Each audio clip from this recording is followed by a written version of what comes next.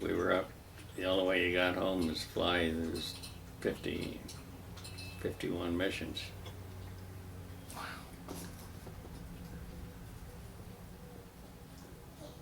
And one day I volunteered to take a special day flight. We were to drop 500-pound bombs, and the ground would tell us, miscue radar would tell us when to drop and find out how close we hit that target. We'd take a picture of it. But one day 14th February in fact, we took off on this mission, and we didn't aim more and crossed the bomb line, and the weapon was broke. The radar wasn't broke. So continue flying north for a free drop.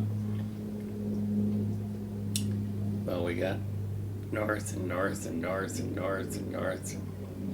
I kept calling out targets of opportunity, and they said continue vectoring 300 degrees, 330.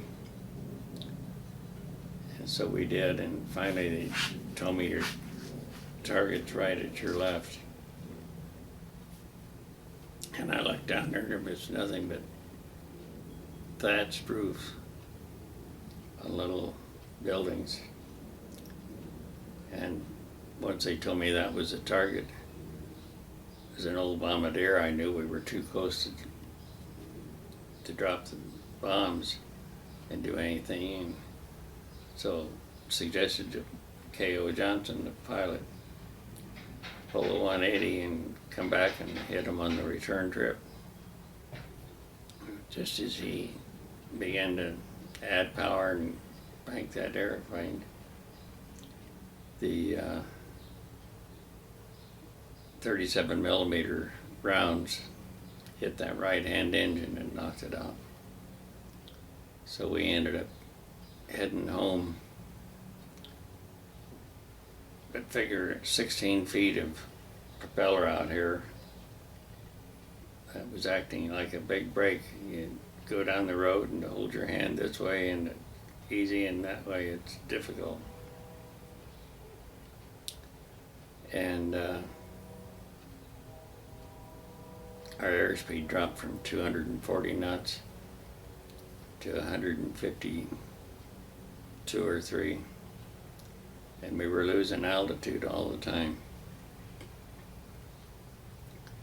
And every Korean up there in the north shot at us for the next 75, 80 miles. And we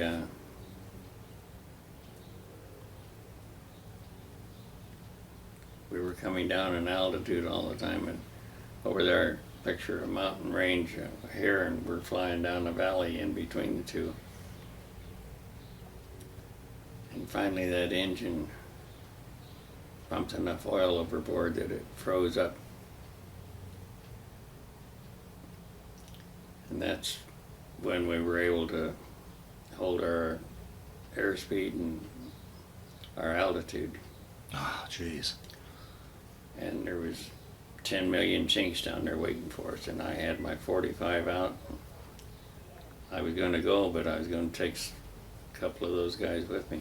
Oh, man. And that's when it finally froze up.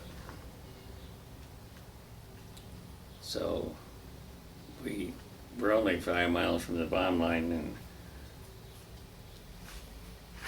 5 miles from south was our home base, so we were able to make it back home. And I got a picture of the aircraft in here. Silver nacelle on it. And then on the 12th day of June that year, I had my 51 missions in. And that one mission was your roughest of the whole lot? Oh yes.